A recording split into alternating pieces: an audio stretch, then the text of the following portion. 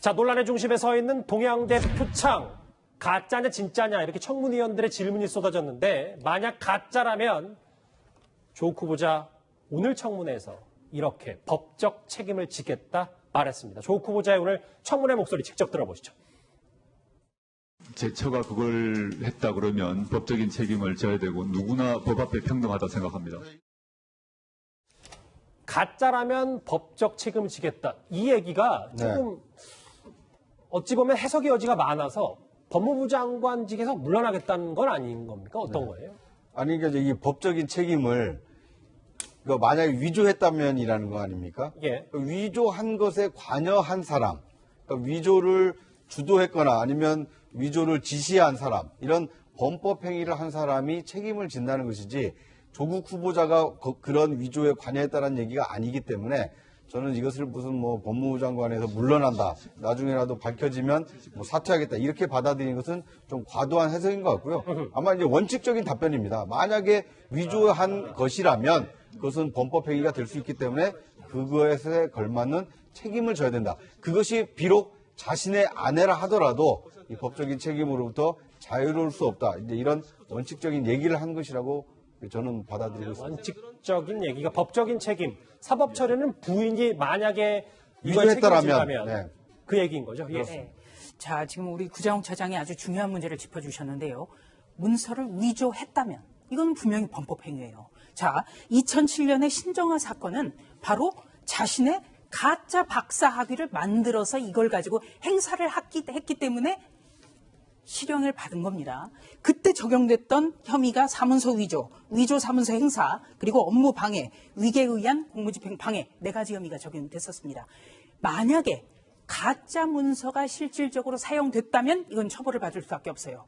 중요한 거는 지금까지 검찰총장이나 역대 법무부 장관은 자신의 동생이라든지 아내가 검찰 수사를 받게 되면 법치 이 2글자의 무게 때문에 그만뒀다는 겁니다. 그렇기 때문에 구자홍 차장이 얘기한 대로 이 위조 시에 책임을 지겠다. 이것이 본인이 책임을 지겠다는 건가? 이 부분에 대해서 야당 의원들의 송구 질의가 앞으로도 예상이 됩니다. 동양대 표창이 가짜냐 진짜냐 이 주제 오늘 청문회에서 제일 많이 불거졌는데요. 관련해서 청문위원들의 질의 목소리 한번 듣고 오겠습니다. 2012-15, 2012-4, 818 이게 다 동양대 총장상이에요. 저거 누가 위조해서 나한테 보내줬어요?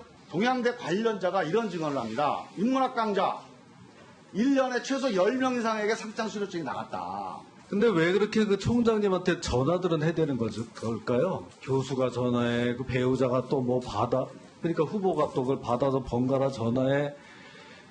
유시민, 김두관까지 나서가지고 왜 그렇게 전화를 해야 되는 거예요?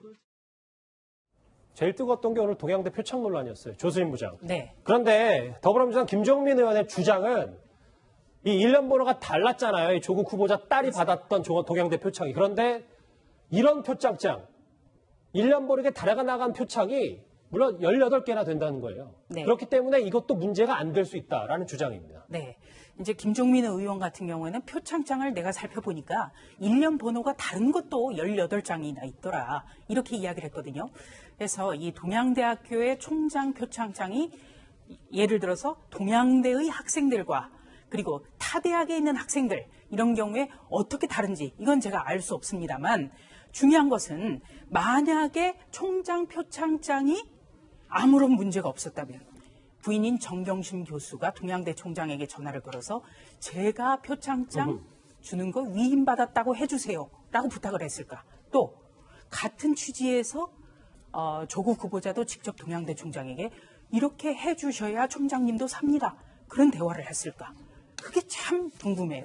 바로 전화통화를 하고 부인과 같은 부탁을 했다는 것. 그게 저는 가장 큰 쟁점이라고 봅니다. 그러니까 가짜 진짜 논란의 전화 여부도 상당히 중요하다라는 말씀. 전화 여부가 중요한 거죠. 우리가 지금 동양대 표창장은 앞으로 검찰 수사에서 이것이 어떻게 된 것인가 가려질 겁니다. 지금 알 수 없어요. 그리고 이 총장 표창장이 어떤 종류가 있는지 알 수가 없어요. 문제는 조국 후보자가 전화를 했다는 것. 그거는 본인이 시인했다는 것이죠. 근데 위임받았다고 해달라고 전화를 얘기했다는 거는 최 총장의 좀 일방적인 주장이지 않습니까? 예. 조국 후보 쪽에서는 전혀 다른 얘기를 하고 있잖아요. 그런 부탁을 한 바가 없다. 근데 그걸 마치 기정사실화해서 그랬다면 이런 문제가 있는 거 아니냐 이렇게 얘기하시는 거는 좀 너무 과도한 것 같고요. 예. 명백하게 입증된 거는 오늘 청문회장에서 공개됐지만 저렇게 일련 번호가 다르게 나간 총장 표창장이 18장이 이제 확인이 됐고 또 더 중요한 거는 그때 이제 이 표창장을 주자고 제안했던 담당 교수의 그 인터뷰 증언이 나왔고요. 그다음에 그걸 했던 직원도 실질적으로 뭐 100여 장도 세대로 이제 일련 번호 같은 게 제대로 관리되지 않으면서 지역에서 어떤 영어 캠프 이런 걸 하면 100장 정도가 한꺼번에 나간 이런 사례도 있다. 예. 라고 그때 당시 이랬던 직원도 이제 청문회장에서 증언한 건 아니지만 그런 보도가 이제 나왔잖아요. 그 멘트를 직접 따서. 그런 걸 봤을 때 이게 왜 문제가 되는지 저는 그게 좀 이해가 안 갑니다.